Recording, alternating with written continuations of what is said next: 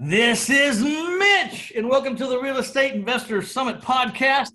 Wow, do y'all ever get tired of me saying that like that? Because I never get tired of saying it. I don't know why. I never get tired of this podcast, and part of it's because I'm always talking to these interesting people like Michael Zuber, who's going to talk to us about how he went from executive to retired using long-term rentals as a side hustle. I think this story is going to be good for a lot of people because a lot of people can't just jump off the cliff and go full time, and nor should they until they're really, really, really positive that things are going to work for them or until they have some kind of foundational income from the property.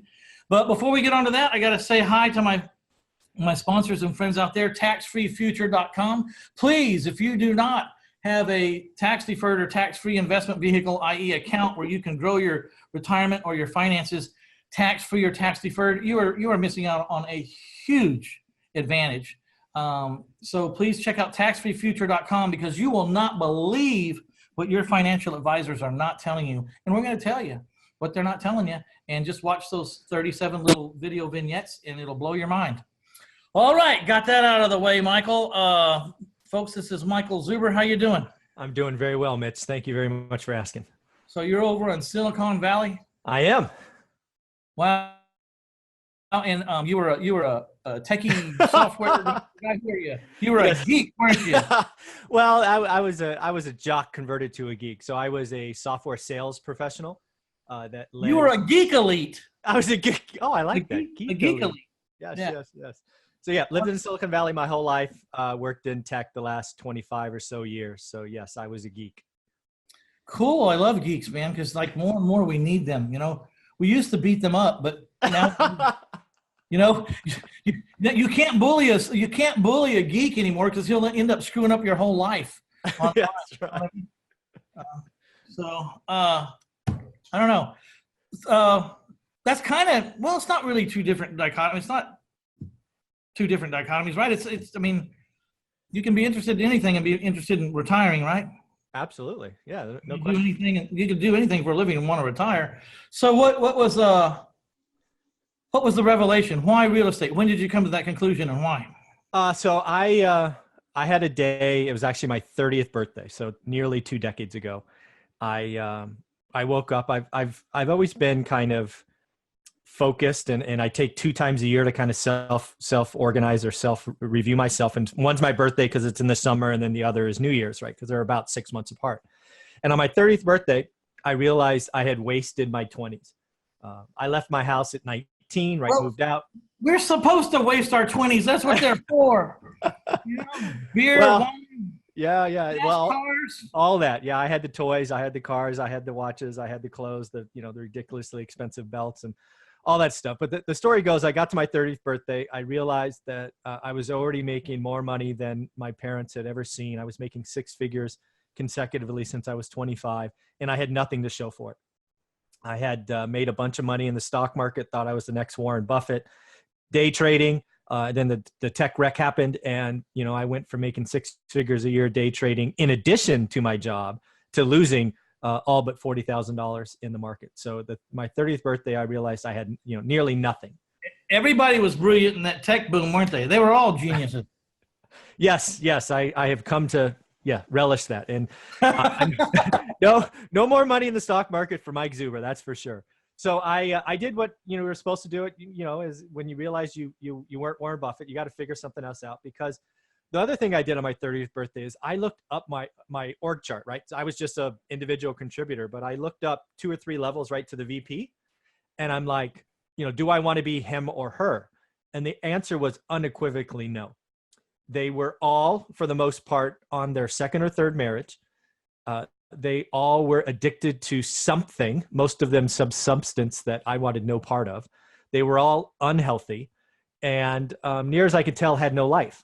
So I knew that wasn't what I wanted. But as I was going through my 20s, I thought that was what I wanted, right? Go to school, get a good job, get a good education, climb the corporate ladder.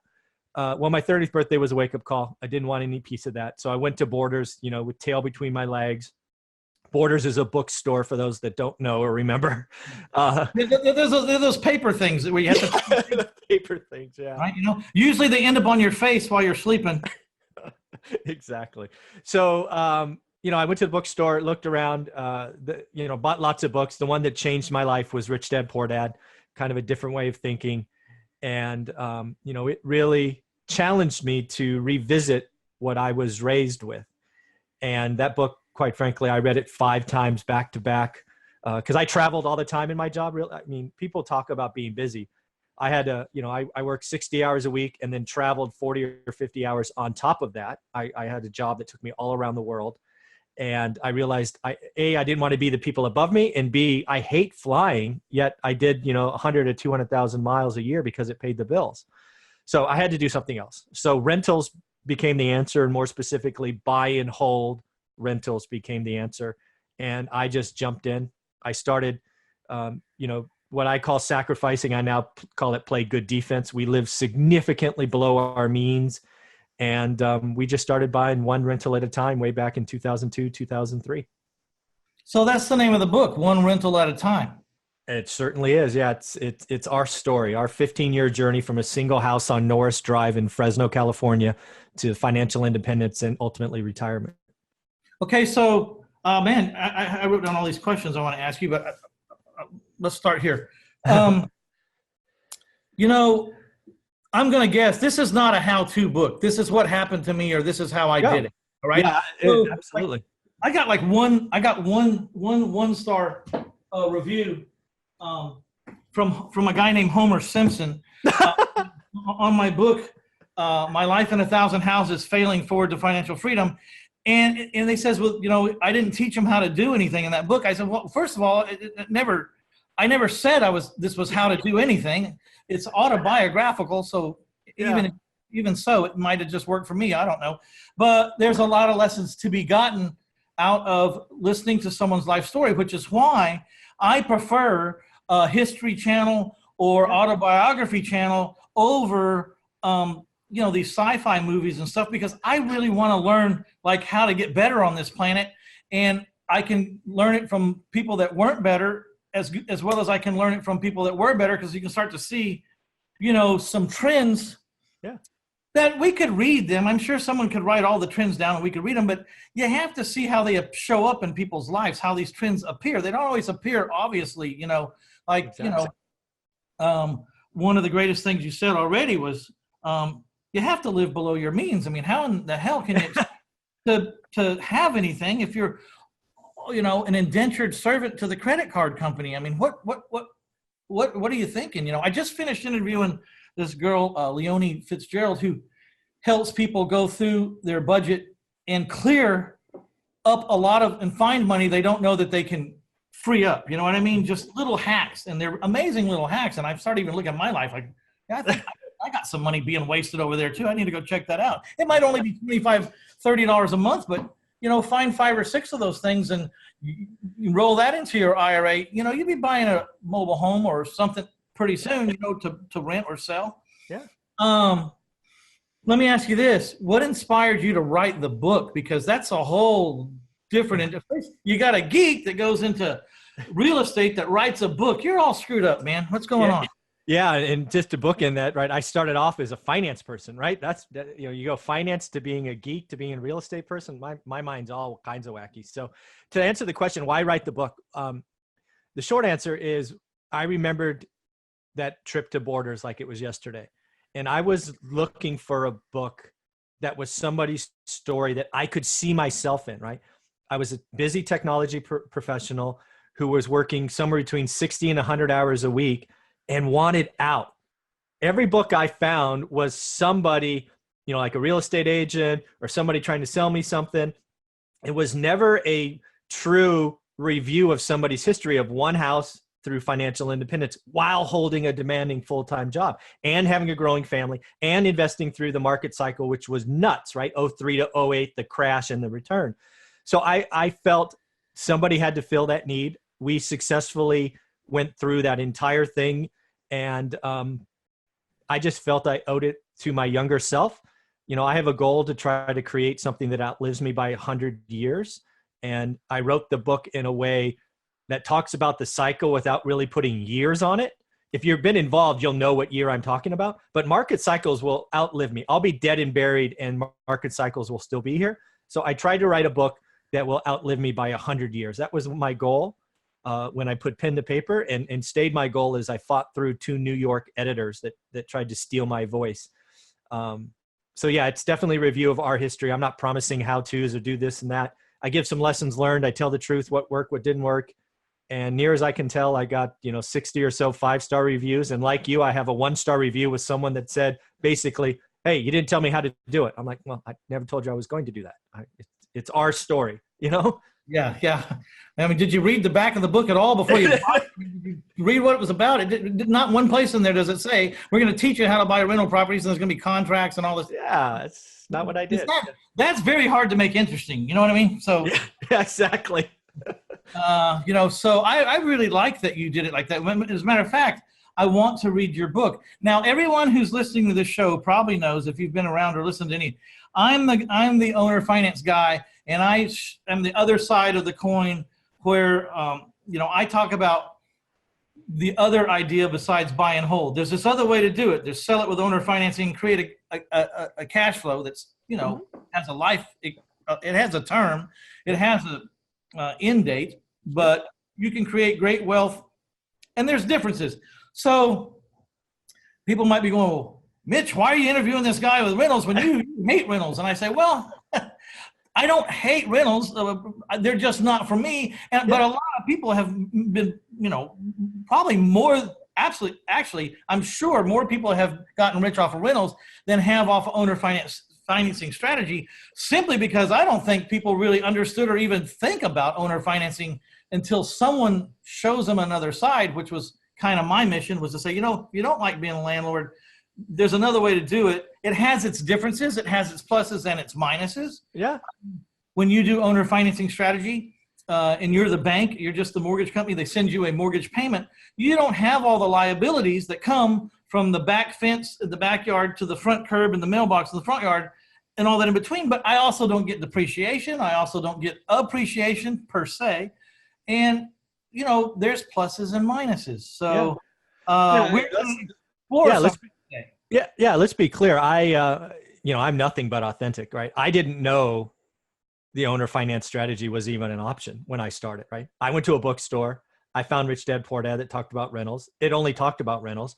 And again, I traveled ungodly. So I found one thing that worked, and I put all my chips on that number. If I had known, I may have done some things differently for sure. Well, you may have just done some of them differently. You know what I mean? Exactly. Some of them. Exactly. Because let's talk about that. There is a theory out there. Well, there's 2 theories. You can get money for rentals a lot easier than you can for owner finance wrap notes. There's hardly anyone out there that invents wrappable money for people like me, where I can borrow the money to buy the house, say $50,000, and then I can sell it on a wrap mortgage for $100,000 with $10,000 down, and not have to pay off my underlying lien. And I have permission from the lender to do that, which is called a wrap, where their mortgage to me wraps around my mortgage to my lender. Whoever figures that out is going to make a hell of a lot of money. And I've been trying to talk someone into doing it for a long time because, and I'm taking going down a rabbit hole here, but if you're a bank and you loan money to me for a rental house, you got one payer that gives a damn about that house, me, because the renter damn sure doesn't care whether that house gets foreclosed on or not. I mean, not really. Now, if I sell a house to a guy and he puts 10 or 15 or 20,000 down, and now they've got 2 people sincerely interested that this thing goes right. Me and the guy that's living in it as the owner. And I don't know why you wouldn't pick 2 concerned citizens over 1, but they don't have that kind of money out there. So I have to create it through finding, private lenders. And I have 44 lenders that have been with me for most of them there's always some new guy, but most of them been with me for over a decade. Some of them, a lot of them over a decade and a half, going on 2 decades. And people don't keep lending you their money because you don't pay them back. Yeah, amen to that. By the way, I did a course on raising that, how I raised that private money. And I looked at some other people's courses, and I'm different. It's funny. There's so many ways to do this business. You know what I mean? So I just depicted my way. It's called Private Money Changes Everything. If you're ever interested, you can go to 1000houses.com and check it out. So you read this book, you're all in. You sound kind of like me in the way, I have to be really careful about what I read, because if I if I believe the author, I will like jump in like beyond belief. Like, you familiar with Lonnie Scruggs' Deals on Wheels? Absolutely. Yeah. Yeah. I read half that book and bought 140 mobile homes Oh, jeez. in 6 weeks. In 6 weeks. Wow. And I got back and I says, well, I don't have any more money to buy any mobile homes with. How many you got? They said, you got 140. I said, yeah, they're all vacant, aren't they? I said, yeah, because I've been busy buying them. I said, well, I guess I better go to work selling them. By the way, I hope there's nothing in the back end of that book I need to know, because I don't even think I'm going to look anymore. You know, it's too far gone. Yeah, when I get committed to something, I've always been this way. I'm either in or out. I don't know what half speed is. I'm either on or off. Right. I had to stop reading a series called Left Behind, which was about the end of the world. And because like 3 chapters in, I was already planting a gun turret on top of my roof and digging a tunnel for my family, you know? I was like, I got to put this book down. It's killing me. I did not read that one. No, don't read it. Okay. So rentals. Did you find that it starts really slow? You know, did you ever have that moment where like my bottom line says I'm supposed to make this much, but because of the liabilities, I'm just really not making that much? Did you? Yeah, for sure. I believe, there's a couple of answers to that. First and foremost, I believe real estate investing, the path that I follow, tests you for 10 years. First off, all of us build an Excel spreadsheet that says we make X. The actuals are less than X, and sometimes significantly less than X. So you have that. In addition, I went from 2003 to what turned out to be the peak in 2008. I had 7 houses and 1 duplex. So I had 6 houses and 1 duplex. I had 8 doors, and let's just say I was making $1,000, something like that. And I was trying to buy the 9th one. And again, I'm crazy busy. I don't know any different. I try to buy the 9th house because that's all I know: 3-bedroom, 2-bath, 2-car garage, single story, right?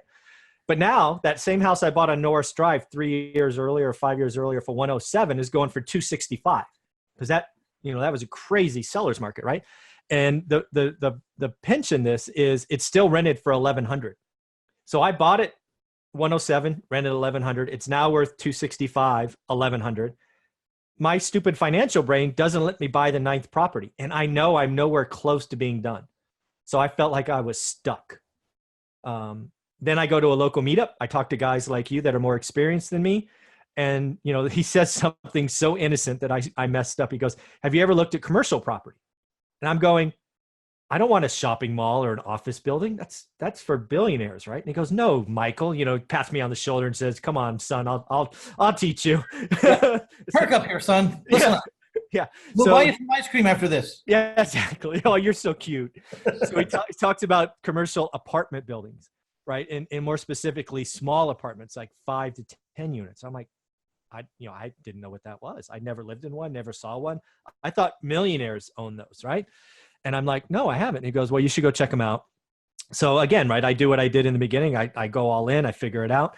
And the answer becomes, I end up doing a 1031 exchange, taking all what turned out to be fake appreciation in my Norris Drive house, right? Bought for 107, exchanged to like 263 or 265. And I 1031 all the money into a 5-unit apartment building for 220. Where the rents did make sense compared to the $3,000, right? They were triple, and it was $40,000 less, and the rents were triple. So again, as you've already highlighted, I sort of, if it works once, do it again. But I'm not wrong about what my assessment of the rental game. I'm gonna use that if you don't mind. Go ahead. You can do the rental game, but it's gonna test you for 10 years until you get over the critical mass part where you've paid down enough, or prices or rents have gone up enough, where you've figured out how to get someone between you and those issues if you're not good at them or you can't stand them anymore.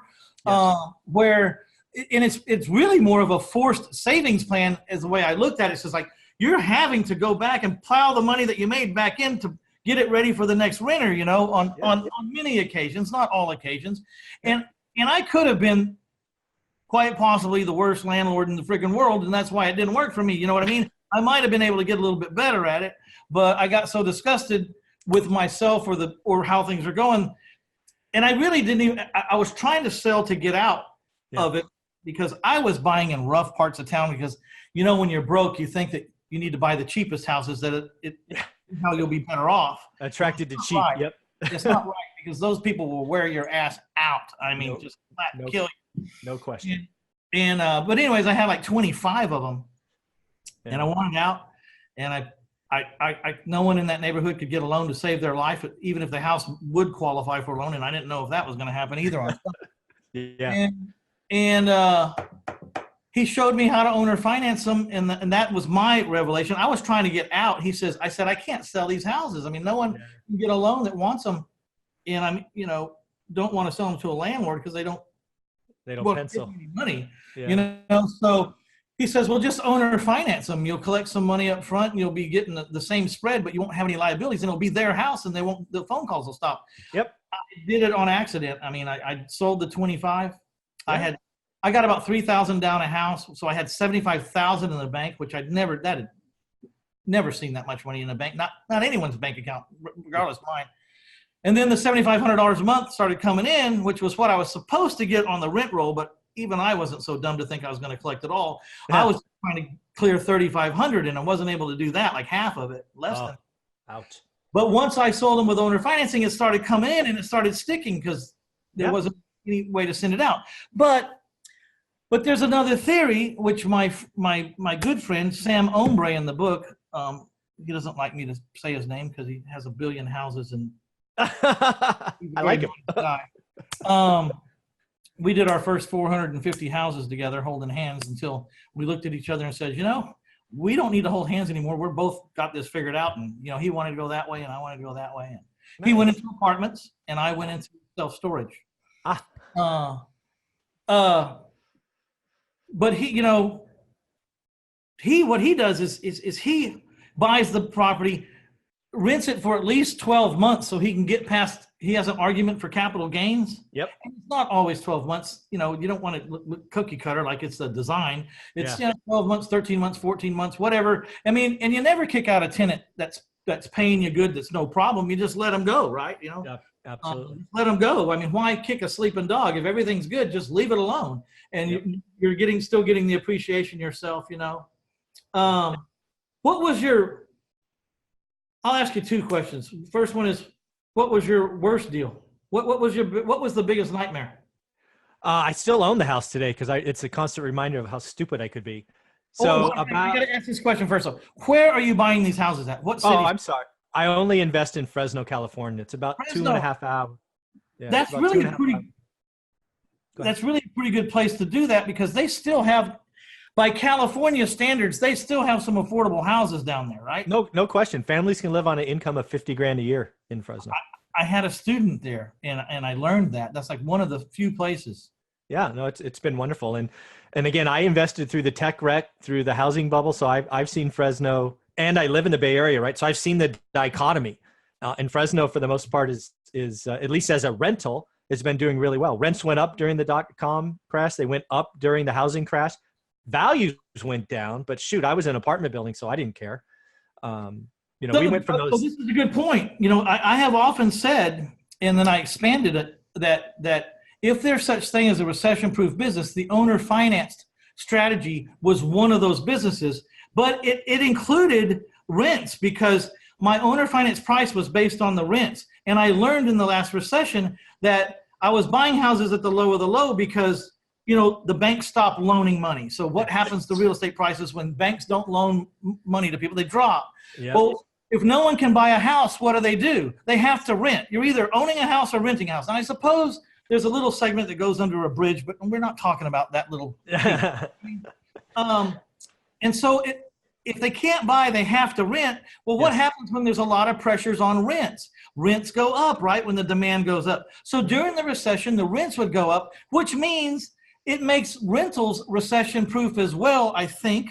Yeah. I'm not an economist, but, I lived through this, and I saw it with my own two eyes with my own money on the line. And I think you're saying the same thing, right? Yeah, there's no question. If you are a landlord of affordable housing, right? If you look at the monopoly board, think the light blue and the orange, whatever that is on that side of the board, that is absolutely recession proof. I have 15 years, 3 recessions to prove it. Not only did rents go up, but the quality of my tenants went up because people that were on the boardwalk in the Marvin Gardens and all that stuff, they trade down, right? They get scared. They want to save. So they're going to get rid of the 4-bedroom, 2-story with a pool.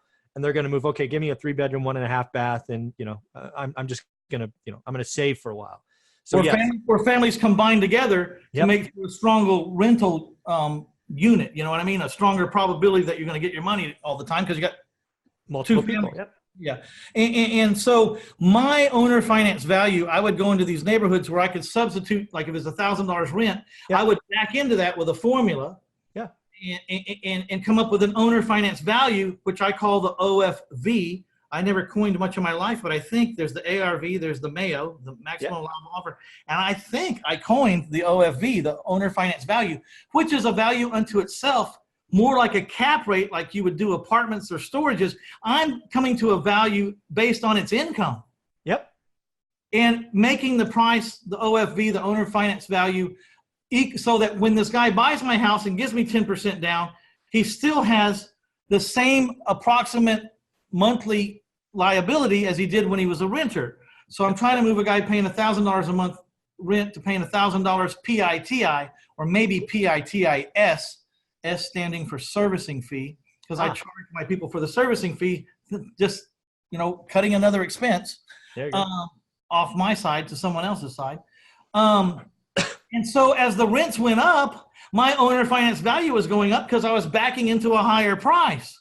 In the middle of a recession, your rents were going up, and I had the only home for sale where the price was going up. Everyone else's price was collapsing. Why was it going up? Because I was offering the financing, and it was the most beautiful thing I'd ever seen in my life, and I was buying a house a day till I scared the crap out of myself. 5 days in a row, I bought a house. I mean, I'm not really, but you go 2 days and 3 of them would close. And anyways, at the end of 45 days, I had 45 houses. And since I was the buying and the selling side, I couldn't very well be selling while I was buying a house a day. So I woke up on that day and had 44 vacancies, and that's what scared me. The next recession won't be that way because I've solved that issue. I haven't seen the last 300 houses I bought. I haven't seen the last 300 people that bought my houses. And I plan on buying 500 houses next time, as long as I have the private money to do it. Because you can't buy houses in a recession using the bank's money because they closed. Absolutely right. That is correct. So in your journey, was your wife were you married when you started this journey? I was, absolutely. Yeah. And she gets a lot of credit because, like you, we've already said, right, this business will test you. And we got tested on that very first house we bought. So let me set it up. Nope. Was your wife for it, against it, or more paranoid or scared or petrified? No, 100% in.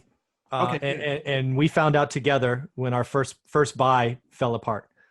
So we buy this house on Norris Drive. The short story here is we spend a year looking the Silicon Valley because all those books I talked about buying said buy in your backyard, right? 30 minutes from your house. Silicon Valley hasn't made sense as a rental in decades.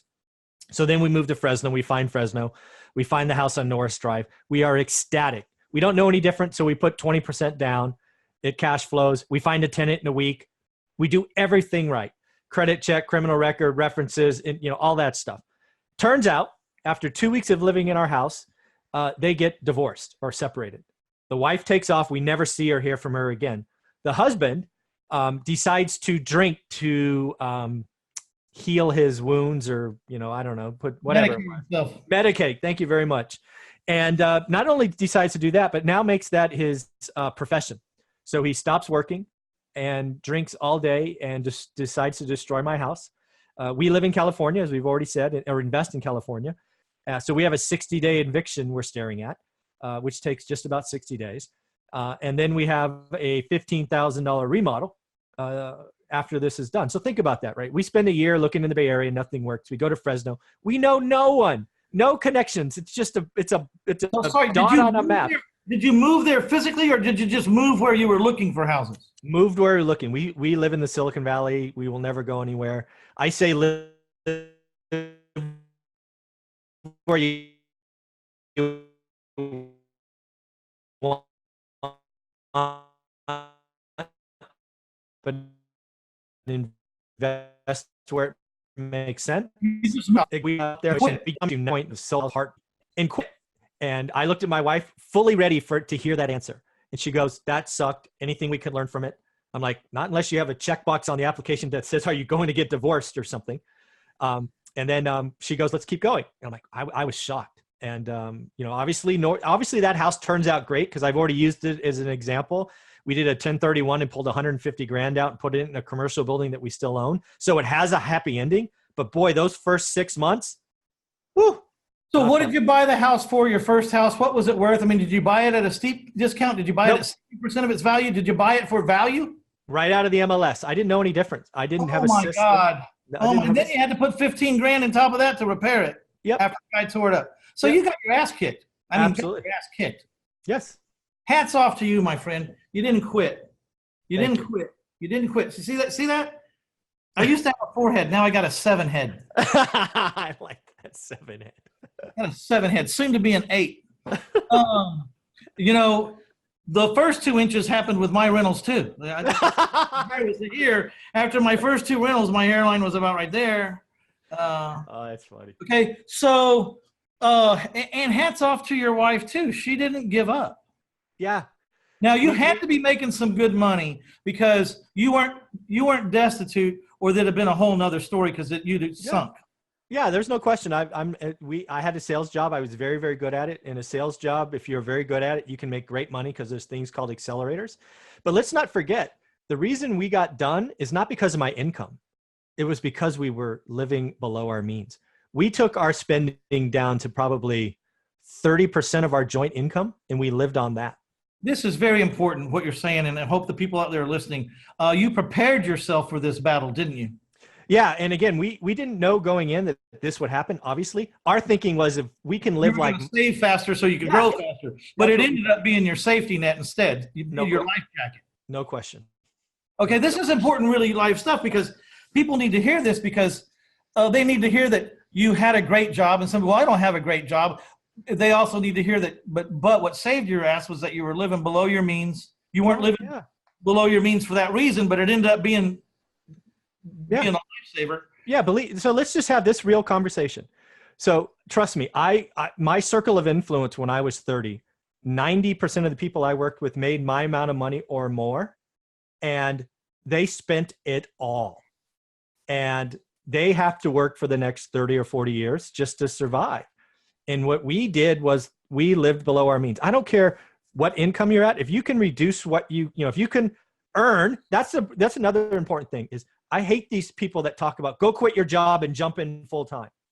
Most people, that's a ridiculous strategy. It is. Because you need to have income, and you shouldn't be so stressed that you make bad decisions. You need to qualify for loans. I mean, there's so many good things, but you got to live below your means, man. I call it playing good defense. And, most of the people that made my income spend it all. And also you need to try on that business with some security to find out if you're any good at it, or that you like it, or if you're going to want to do it. It could be that you're just suck at this and it's not what you're supposed to do. I failed at everything else besides this, sales, you name it. I have a stack of business cards, man, that I used to have a business named X, and they're this tall. And people ask me, well, how'd you get to real estate? So it's the only thing left. There was nothing else left. That's the only thing left. I was just going to jump off a cliff. That's it. But the education, you always pay for education. I don't care who you are. You're either going to pay the street, which is what you did. Yep. Paid the street. No the question. Street charged the living hell out of you. I mean, the thing about a street is it has no conscience. They don't care how much they charge you. We'll charge you more than you even got. Just keep going. I tell everyone I graduated from La Calle U. How's your Spanish? Not great. La Calle means the street. I graduated from La Calle U. I'm actually shopping around right now for a college-looking ring that says I can put La Calle U around this little stone. Oh, there you go. You know what I mean? Yeah, that's nice. And because I can think right off the top of my head of $800,000 it cost me so far because I didn't know, and the street charged me $800,000. This got to be the most expensive university on the planet. Screw Harvard. Harvard ain't got nothing on La Calle U. La Calle U will charge the hell out of you. The problem is most people would quit at that point. Yep. I almost quit. You pushed through and survived and had the support of your wife, and you both said, no, we're not running from this, and that's good. I was about to want to get out, and stumbled onto a mentor who showed me how to stay in 24 years ago and millions of dollars ago. Without that guy, and that's where I learned, I thought $10,000 at the time was expensive, and at $10,000 is $10,000. It's a decent amount of money in anybody's book. I get it. And I couldn't touch this guy today for $10,000 if he would even take anyone. If he didn't charge 25 or 30 grand, he'd be an idiot. Yeah. But I paid that 10 grand. One of the questions I asked that coach was, I says, okay, so you want 10 grand. He was telling me, I don't want you to be mad if I solve this problem pretty fast. Ah. For the 10 grand. He says, it's not going to take too long to straighten you out. Yeah, that's great. He said, how long does it take? He says, well, you're a fast study. You're a go-getter. We already know you're a go-getter. You went and got 25 houses in 2 years. You're a go-getter. So we're not worried about that part. We're not worried about you understanding the concept. I'm just worried about you're going to get it so fast and turn it around so fast. He goes, man, I paid $10,000 for what, 2 days worth of something? Yeah. I said, no, I don't. I said, let's think about that a minute. If you turn this around, out of my $7,500 a month, how much am I going to be able to keep? He says, you'll be able to keep it all every month. I said, 10 grand, 7,500 a month. I don't care if it takes 10 minutes and that's all it takes. I'm in, because I could do the math. I was going to get the money back in a month and a half. Exactly. And so that was what gave me the confidence to hand him what was my last $10,000. Okay. Wow. $10,000 24 years ago, it was a lot of money in anybody's book. But when it's your last $10,000 and you look at your bank account, and you got like $100 left, that's scary stuff. You know what I mean? But I believed in that guy. He had 500 free and clear houses. I wasn't going to question him. He was in his mid-30s. The guy was smart. Started out from nothing. Didn't even graduate high school, I don't think. I think he had to go back and get a GED. Wow. So I like the comparisons of the two stories. Exactly. Did you ever hire a coach, or did you ever get some paid mentoring? No, now that I've exited the workforce, I'm looking for that, those kinds of things. But no, I had so few hours in the day where I could do my own stuff. And again, as we mentioned, I bought everything out of the MLS. But what's not understood is I did that between 5:30 and 6:30 a.m. every day, because my life, I had a family, I had a crazy business, I was on airplanes all the time. I didn't have any other time. I worked Sundays probably 40 weeks out of the year because I was on an airplane for a business meeting on a Monday. So no, I didn't have time for any extra stuff. That's not even healthy.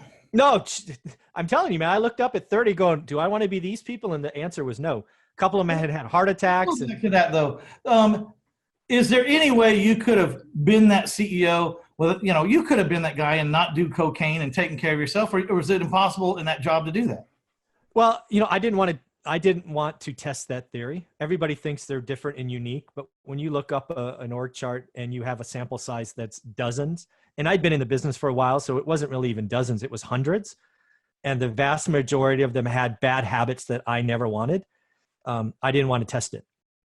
It just had no attraction to me.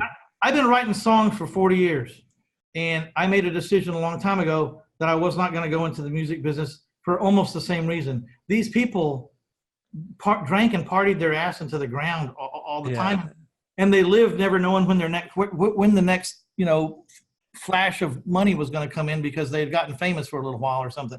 And I just said, and I couldn't figure out how they get paid. You're supposed to get paid 3 cents every time the song's played on the radio. Like, who's keeping track of that? How do I, every time a record's pressed, I get a nickel or 7 cents. Like, how do I know how many records got pressed? Exactly. I got to go in there and watch the factory or something. I don't know. So, wow, a lot of similarities. When you're talking about when you retired, you didn't own 1 million doors or anything. You only owned, it was eight doors? No. So yeah, we didn't finish that story. So we got to 8. We did that first 1031, which took from 1 house to 5, right? Doors. Again, I'm a very simple guy. If it works once, I'm going to do it again. So we went from 8 doors to 80 at the peak. Now we're talking. I was wondering, how do you retire on 8 doors? No, yeah, it gets better from there. Okay. So we go from 8 to 80. We survived the crash. We actually prosper, right? Because rents went up. Sure, my balance sheet went down, but I don't care. I pay my bills with my income statement. Who cares about your balance sheet? Doesn't matter. Then the crash happens. Like you, banks turn off, right? I didn't know what it meant to have a bank say no, right? I I don't know, nearly 800 credit score, a job that paid more than most. I had a net worth. I never missed a payment, all this income. But banks said no, because I was the devil, right? I was a real estate investor. So we had to figure it out because stuff was being sold for land value. So I went to hard money first, realized that was really expensive, and then started raising private money. So during the crash, we picked up, I don't know, nearly 70 doors, anything from houses to apartment buildings. It got easy in the crash, didn't it? Oh, well. It got easy to pick up things in the crash. Yes. Yeah, finding stuff was easy. Securing the capital became the hard part. The problem was securing the capital, but the problem even before that was getting out of the mind screw that the sky is falling, right? Because that wasn't hard for me. Time, right? Yeah. So that actually wasn't hard for me because, like you, I like history, right? So one of the things that I read back in 03 and 04, so before the crash, I read about the savings and loan crisis. I read about the oil crisis in Texas. I read about the job sector in San Diego or whatever that left. So I had all these history lessons, and I read about people like you who survived, and every one of them said, I wish I bought more. So I went into this crash knowing that this was going to be my time, or at least that was my thesis. So I bought everything I fundamentally could. I would go take a mortgage on or a loan on our cars that were free and clear. I borrowed against my 401k. I borrowed every penny I could. I bought every freaking thing I could during that crash. So I was all in because I figured that was my once in a lifetime chance. And then the market turns, right? The hedge funds come in, all the rich people come in, the market turns, and everything we bought's worth 3 or 4 times what we paid for it already. So yeah, we went all in. Okay, so that's really cool. I had been like a student of history too, but I had actually lived through a previous thing, not really knowing. I was so young, I don't know how much I really got from it, but I did remember a few things. That one, it came back. It took 4 or 5 years, but it all came back. Yeah. You know what I mean? Like there's cycles, and it's going to pass. So yes. Even if your property devalued, in another 3 or 4 years, we'll be on another 10-year run. Exactly. It doesn't matter as long as someone else is paying for those houses. And if I make some money, or I just break even, or I can afford to write a check for the few times I'm losing every month, just hang on and it'll be fine. Now, I always made money. And you made a lot of money, which was part of your problem, but was also part of the good side. I didn't make any money. I was making like $36,000 a year, maybe, bartending. That wasn't even recognizable to a bank because it was tips, Yep. Mm-hmm.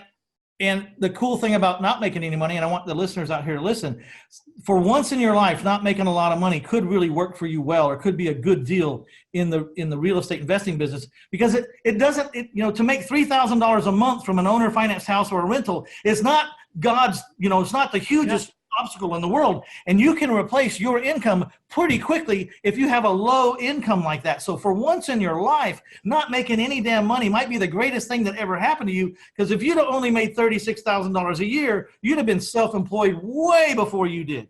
No question. I can honestly sit here and tell you that, if you can live, let's say you're making 50 grand, let's just split the difference, right? If you've been comfortably living on 50 grand a year and you get into this business, you can retire in less than 5 years. Either your strategy, mine, or any other. Yes. It took me 15 years, 175 rental doors to be financially independent, right? To cover my nut and then some. Sure, I could have retired a couple of years earlier. But why? You had it under control. You had the income. Yeah. It was time to be able to double up on some payments or buy some more stuff.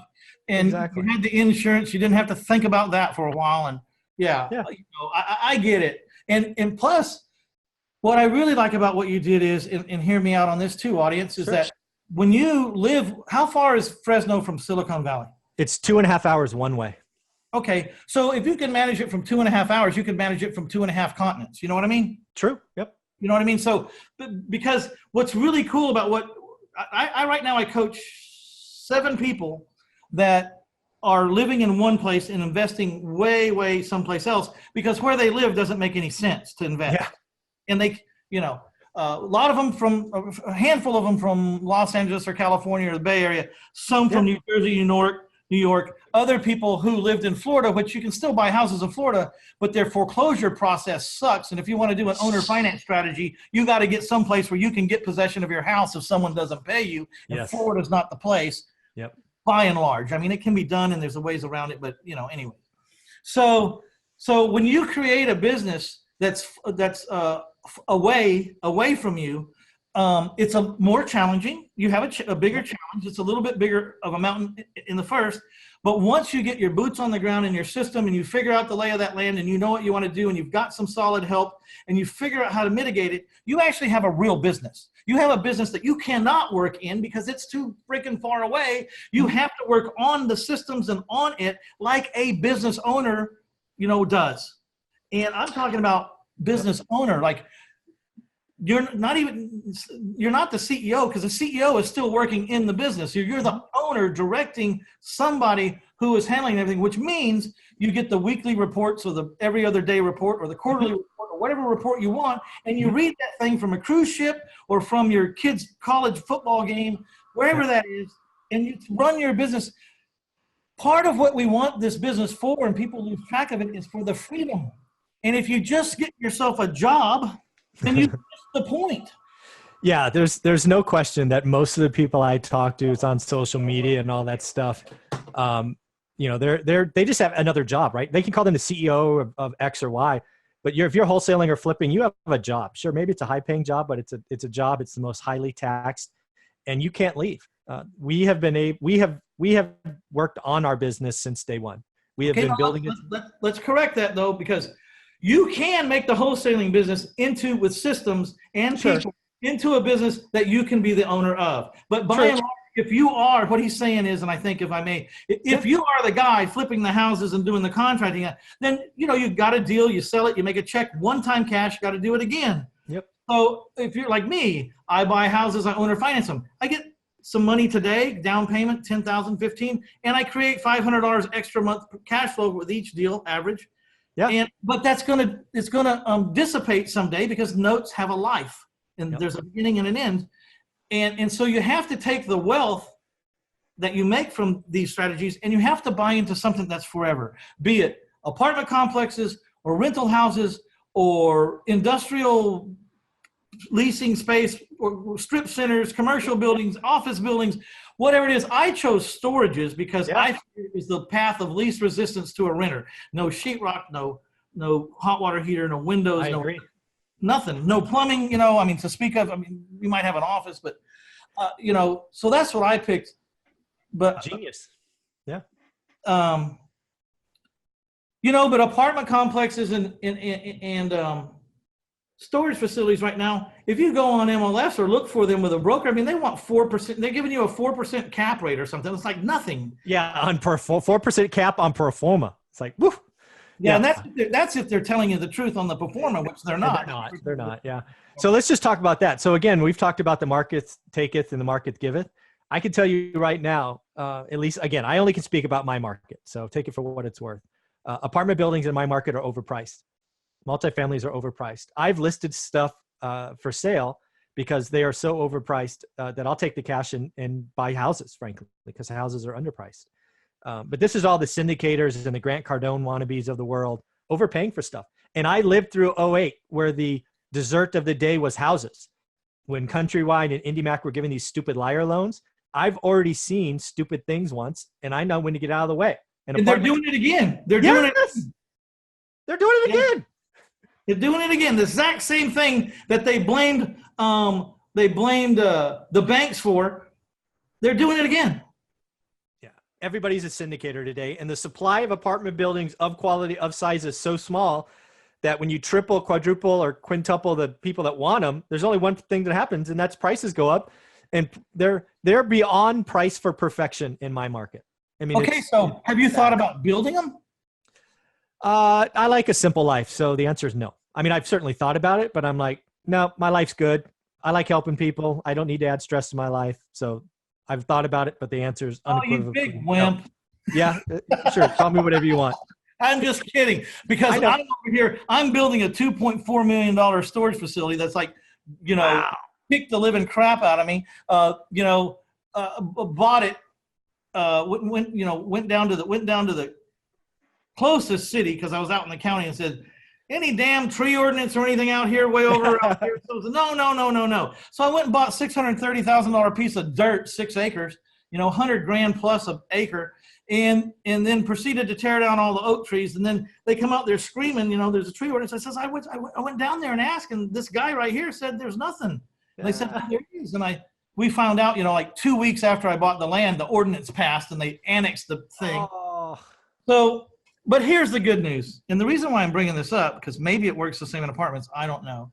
But I'm building this thing, 630 for the land, actually 2.4 million for all practical, just use that number, minus 630,000 for the land, leaves me like 1,800, $1.8 million to build the facility, right? Yeah.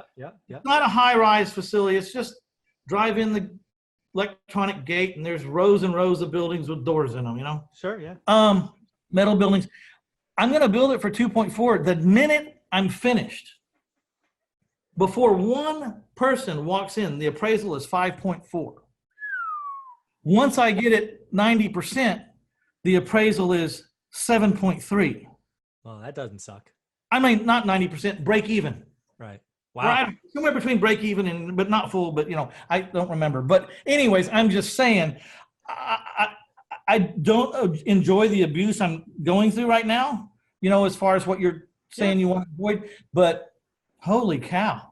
Yeah, no, there are so many ways to make a living and good income in this business. And again, when you pay attention like you are, the market tells you what to do. And the market clearly is saying, buy land and build, right? Construction costs and it hasn't been this way for a decade, but construction costs are under the value that stuff's selling for. So yeah, it absolutely would work for apartments today. I could build them. I've been having this dilemma, and I don't want to sound stupid. You're not stupid. I keep trying to play this thing or give myself an excuse to do this, but there's something telling me that it's wrong. Okay.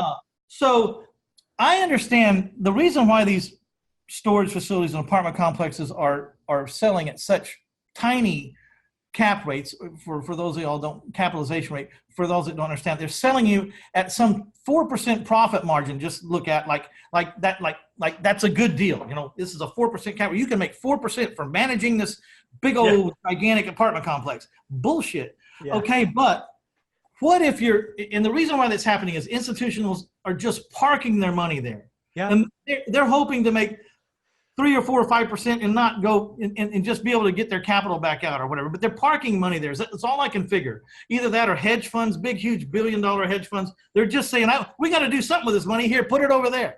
Mm-hmm. Okay. But at a point in your life where, let's just say you've made it, you got $100,000 a month cash flow or more.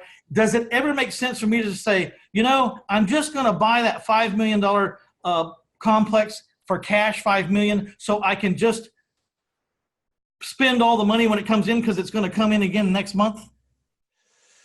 Yeah. I mean, that the beauty of being everything in your body, right? Yeah, exactly. But again, we're at a different season of our investing career, right? For the first time, I've made decisions to pay stuff off. I have some housing that I bought during the crash that had 10% owner financing on it, or private money financing. I'm looking at that going, well, I got enough money in the bank. I'm just going to pay some of those small notes off. Well, whatever you're paying off, that's what you're choosing to get as a return on that money for as long as it takes to get it back. So, or until that note would be paid off. So if there's 10 years left and it's 10% money, then you're choosing to put that money in at 10% for 10 years, right? Yeah, exactly. And I can't get 10% anywhere else. So, but don't ever pay off a 4% loan. Just go buy another place, or I don't know, loan it to me. I'll pay you 8. You know what I mean? Well, amen. I would never pay off a fixed rate Fannie Freddie loan with a 4, even a 5 on it. If the loan's sub 6, I'm going to keep it till it runs out. But I do have some stuff that I bought during the crash that had 10s and 12s. In today's market, I'm paying those things off. Well, yeah, that's what your spreadsheet's for. You go down there and say, okay, well, wow, I didn't remember that I have these 4 houses at 12%. There's a guy right across the street who'll loan me money for 6. I mean, I'm not the guy I was back when I made that loan. I needed that money and no one would give me money back then. 12% was, not good, but good enough. Yeah, right? it made the deal, right? It gave me the appreciation. It's not about the cost of the money. It's about the availability if you are making great deals. Yes, sir. Well said. My first hard money, my first lender, I didn't even know the word hard money back then. I didn't know. My first private lender was not only a hard money lender, he's a hard money lender with a hammer. And Oh, shoot. and he was still made me rich. Yeah. He would loan me at 18% plus $2,000 kicker. Oh, wow. I thought 12 was high. 18. Woo. Okay. Okay, but you got to ask me, what strategy worked for that money? Yeah. Yeah, of course. Yeah. It wouldn't work for a buy and hold rental, right? Unless someone gave it to you, right? So all I was doing was I was buying houses, selling them with the owner finance note, and selling the note usually at the same closing within an hour. I'd buy it. I'd put the owner finance buyer in, create the note, and I would sell the note to the note buyer. And so I only had these houses like 30 days at a time. So the 18% is an annual interest rate. And the reason why he had to charge the $2,000 kicker was I never had the money out over 30 or 45 days. So he had to get $2,000 because he wasn't making any money on the interest for that house. You know what I mean? Perfect sense. And he was going in and out. I did it 450 times in a row, and my average profit per house was 15 to 20,000. So that's genius. That was again. after paying him $2,000 and 30 days of 18% annual interest. He had to do the math and figure out what 30 days worth was. But so it's not. People get stuck sometimes. I'm not going to pay that guy. I'm just going to let that deal pass because 15% is too much to pay. I mean, if you're buying a $100,000 house for $200,000, I mean a $200,000 house for $100,000, and you only got 5 days to consummate the deal. Who gives a damn how much the money is? Yeah. And again, I said it earlier, right? We bought everything we could during the crash because, to use your word, it was about availability of capital. And fix it later. Fix it when you can get a breath, when you got it straightened out and the white picket fence is all painted and the Joneses are in there with their one dog and their two kids and, and they got the shrubbery trimmed up and the rose bush going. Go to the bank then and get out of the 15% loan or call your friends and tell them, who wants to make 10% or who wants to make 8% or who wants whatever. But fix it later. Just get it. Yeah. Lock up that $100,000 worth of equity or whatever it is that you think is good enough. Yeah. And right. Yes, sir. Exactly right. I love guys like you. Ditto. Yeah, man. I really appreciate you being on. You're not. Are you selling anything? Do you coach? Do you do anything? What do you do? So I have the book, obviously, which was more of a cleansing moment for me to kind of write about the history. It's only available on Amazon, so I'm self-published. There's also a Kindle version, which again is all on Amazon. I did just create a online course because so many people have read the book and said, "How do you do it?" A lot of people today are thinking about investing out of the area. So I've documented, how to learn a market, how to run the numbers, how to build a team, how to really, as you say, create a business. So that just got released a couple of months ago. So I do sell something now for the first time. It retails for $100. It appeals to people. I mean, I don't know anyone that's really talking about this a whole lot, but how to set up a market that's away from you, maybe far away from you, another state. You can go find some place that has the kind of houses or the kind of properties you want, plenty of them and plenty of people that live in them you probably want to look for a upwardly growing economy, a strong economy, something, not anything that's dying, or we're moving out. Yep.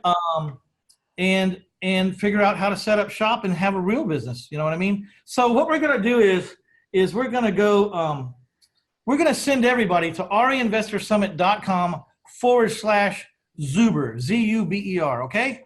Z-U-B-E-R. And when you go there, you're going to be able to maybe read a little synopsis about his book or whatever. You can find out, there'll be a link to buy the book there.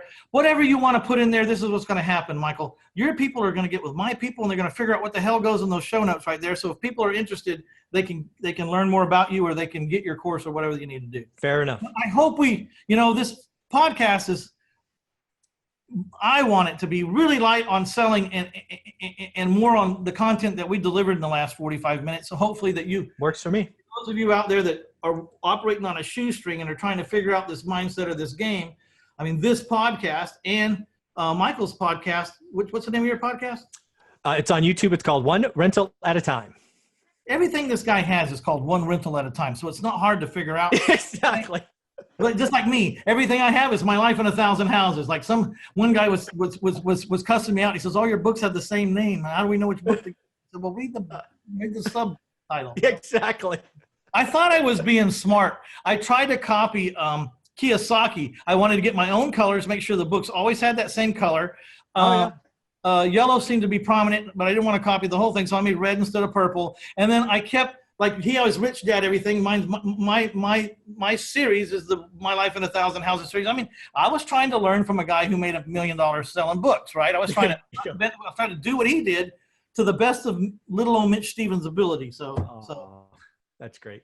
And that guy, by the way, that guy's book had an effect on me too. Good book. Yep. After that, they're all about the same, but you know what I mean? Let's be clear. It was that one book. I've read 8 or 9 of them, but that's the only book that I've read multiple. Well, it keeps kind of regenerating the same thing. Like there's a lot of books you read, like by page 80, they're just rehashing, redressing it up, telling it to you again. Then the next 50, they're going to redress it again and retell it again. I said, man, I got it. I got it. Yeah, I get that. I got it. I get it. Stop talking to me. Yeah. All right, man. I'd like to thank everybody out there in the audience for stopping by to get you some Michael Zuber, one rental at a time. Stop by and get that book. If you're thinking about doing something, setting up shop somewhere where it makes sense and not where you live, then check it out. Also check out, of course, just go to reinvestorsummit.com/Zuber, Zuber. And nice guy. I really do enjoy talking to you, Michael. You're Thank you, Mitch. You're one of the 5%ers. You know what I mean? You're one of the guys that just won't quit. Well, something I want to say here that I said on our interview for my channel was your book was one of the first books I picked up in Borders back in oh, really? 2003 or 4, something like that. Your title attracted me, right? Because again, I locked into that 1,000 houses, right? I was like, if Kiyosaki is like, go get rentals, and then there's Mitch Stevens is talking about having 1,000 houses, I'm like, I got to get me some of that. So I read your first book. Thank you very much. I want to thank you. My book was born out of grief. I didn't know that I was even writing a book. I thought I was journaling. And I was trying to, like you said, my cleansing, I was trying to get over something, a tragedy. And I didn't know what I was doing at the time, but I was cataloging my life. Why am I here? What have I done? And, my doctors my doctors were all like my investors. They start out as investors, but as I get enough of their money out, they all are very interested in my health. So funny how that works. And two of them were book writers. And I told them I didn't know why I wrote this book. And people ask me all the time, and I say, I wanted to give back and all this. I said, but I didn't do it for that reason. That right here, it's not right. He says, it's a natural phenomenon. You had a tragedy, and you sat down to catalog your life. And apparently you don't know what else to talk about but real estate. So that's what everything life related to it. And it was true. At the time, I was buying 150 houses that year when I was wrapping up this book. So I really didn't have anything else to talk about. I was consumed with it. And so everything in my life related to it. But some people asked me if they could read it. I told them I was writing the journal, not to myself, but to an audience. And I don't know why I was doing that either. And they said, well, if it's to an audience, can we read it? And I thought, I guess. I guess, yeah. And then when they read it, I wrote 1,200 pages. I mean, I was pouring my guts out. Wow. And, they called it down to 400 and said, you got to put this out. You have to put it out. I'm glad you did. And so just a little side note there. I never intended to write a book. However, it did change my life. Is your book changing your life at all? It certainly, it is a wonderful feeling. I'm addicted to the feeling of the emails and the tweets and all that stuff that comes around today of it changing people's lives. That's Absolutely. An addicting feeling. The emotion of because I almost quit because I told this guy was a college professor at A&M, and one of them, and I said, I haven't said one original thing in this whole damn book. There's not one, maybe there's like 2 original thoughts, 1 sentence each or something. But other than that, I don't think there's anything original. And they came back and said, yeah, but you have a voice and you have a way of explaining things that's different from other people. Because he said, you really have a way of making complicated things rather simple to understand. And he says, if that reaches 1 or 2 or 3 people and changes their life, then it's worth writing the book. And so I was only hoping I would help 1 or 2 or 3 people. I had no idea. And it takes a long. How long have you had your book out? Not very long. I think it came out January 27th. So it 4 years later, it was starting to pick up steam. This too will test you, my friend. Maybe not 10 years, but like the self-published books, they take a long time to like, I just hit my stride probably. This book hit its stride 8 years after its creation, after its release. Oh, wow. That's good. I'm glad you said that, because right now I'm selling 1 or 2 books a day, and I have no idea if that's good or bad, but it's not about the selling, I guess. It's just helping. Well, what happens is these books are just really thick calling cards. You know what I mean? Yes. And they'll also work against you sometimes, because I've had people come up to me at seminars and start talking to me like they know me and like little facts out of my life. And I'm like, who the hell is this guy? I feel so bad. Did I meet him before? Yeah. I'm talking to my wife, like, who is this guy? He knows us. And then he elbows me and goes, oh, no, I just read your book. Oh, that's funny. Yeah, so be careful. They're going to do that to you, because if you wrote an honest book and you said, absolutely. It's there. I'm going to read it. So we're going to trade books, right? I look forward to it. Yes, I have your number, and we'll text you my address shortly. Okay, so this is Mitch Stephen again. Thank you all for stopping by to get you some Michael Zuber. I want to say thank you to my sponsor, taxfreefuture.com. Please watch the 37 little videos over there. You're going to find it very interesting how people take very tiny amounts of money in a retirement plan and grow it to big amounts of money rather quickly. The biggest stopping block for a lot of people is like, I only got $1,000 to put into the thing. What the hell can you do with $1,000? Let me tell you, there's something to do about it, a lot to do about it. And the people that take the time to figure it out will have a lot better retirement than the people that don't. So go to taxfreefuture.com, check out the 37 video vignettes there, because you will not believe what your financial advisors are not telling you. And we're going to tell you what they're not telling you and why they're not telling it to you. You could guess, because they don't get paid. Well, I'm going to tell you because I don't want to get paid that way, So, all right, my friends, this is Mitch Stephen with the Real Estate Investor Summit podcast. We out of here. Bye.